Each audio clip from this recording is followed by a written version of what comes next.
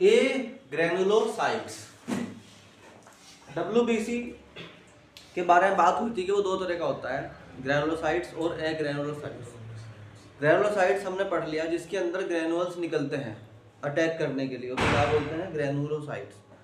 मैंने बताया for example एक बीच में इन्फेक्टेंट आ गया, चारों तरफ से क्या करेंगे, ग्रेनुलोसाइट से घेर लेंगे, घेरने के बाद उसको चारों तरफ से मारेंगे, तो जो अंदर से गोली निकालेंगे ना उनको बोलते हैं ग्रेनुल्स। तो जिनके अंदर ग्रेनुल्स हैं वो क्या है, ग्रेनुलोसाइट्स हैं। वो तीन तरह के थे, याद है तीनों तरह का नाम, न्यूट्रोफाइल्स, ईसोफाइल्स और बेसोफाइल्स। फिर उसके बाद हमने बताया था कि उनका काम क्या है, एलर्जेंस को बाहर निकालना और कॉन्टेमिनेशन को बाहर निकालना।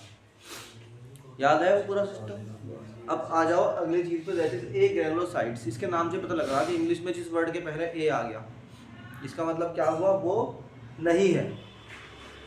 ग्रेनुल का मतलब अंदर से निकलने वाला आइटम, जिनमें वो नहीं होता अंदर से निकलने वाला आइटम या गोलियां, उसे क्या बोलते हैं, ए ग्रेनुलोसाइट्स। इस तरह याद कर लो। They do not have granules, हो गया याद, उनके अंदर ग्रेन्यूल्स इनसाइड देम, अपने अंदर, are known as a granulocytes. कितने सिंपल डेफिनेशन है याद करने के लिए। Monocytes and neutrophils are phagocytic cell. Phagocytic cell कहते हैं जब तुम किसी को ऐसे फेंक के कुछ नहीं मार सकते।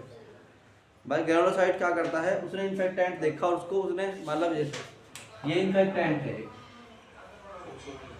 ये तुम्हारा ग्रेनुलोसाइट है, तो ये अपने अंदर से क्या करेगा, ऐसे गोलियां मारेगा, इसे बोल रहे हैं ग्रेन्यूल्स को मारेगा, ऐसे दूर से फेंक के, ठीक। और अगर तुम ऐसा नहीं कर सकते तो तुम क्या करोगे, भाई तुम्हारे पास तो है नहीं ग्रेन्यूल्स, इनके पास तो है नहीं ग्रेन्यूल्स, तो ये क्या करते हैं कि ये इन्फेक्टेंट आ गया, ये है तुम्हारा ए ग्रेनुलोसाइट, ये क्या करेगा, इसको जगह बना के अपने अंदर और एंट्री करा लेगा। अब ये क्या हुआ, जो तुम्हारा इन्फेक्टेंट था वो इसके अंदर पहुंच गया, ठीक है, और अंदर पहुंचा के तब ये उसको घुट के मारेगा अंदर, उसको डिस्ट्रॉय करेगा अंदर से। नहीं आई बात समझ में। तो एक ग्रेनुलोसाइट क्या है, फैगोसाइटिक सेल है। फैगोसाइटिक सेल जो अपने इस तरह से अटैक करता है, या तो ऐसे या फिर वो उससे कनेक्शन बना के दूर से ही तब मारता है उसको। दे डिस्ट्रॉय फॉरेन ऑर्गेनिज्म, ये भी डिस्ट्रॉय करता है फॉरेन ऑर्गेनिज्म। या तो ये ऐसे करेगा, या एक तरीका ये वाला होगा इसका कि ये एक लाइन बनाएगा, उससे कनेक्ट करेगा और फिर इसके थ्रू पास कराएगा वो डिस्ट्रक्टिव मटेरियल, ठीक। यानी ये कुल मिला के कॉन्टेक्ट बना के करता है काम। मोनो, इसमें दो तरह के होते हैं मोनोसाइट्स। मोनोसाइट्स वो टाइप, शॉर्ट कहते हैं टाइप के होते हैं। एक ग्रेनुअल्स होते हैं ग्रेनुलोसाइट्स जो are created in bone marrow. ये कहाँ बनते हैं, बोन मैरो के अंदर। किससे बनते हैं, मोनोब्लास्ट। बस ये वाली बात याद कर लेना, यही नीट के क्वेश्चंस होते हैं। क्या, पहली बात के मोनोसाइट कहाँ बनते हैं, बोन मैरो के अंदर बनते हैं। दूसरा, ये किस चीज से बनते हैं, उसका नाम है मोनोब्लास्ट।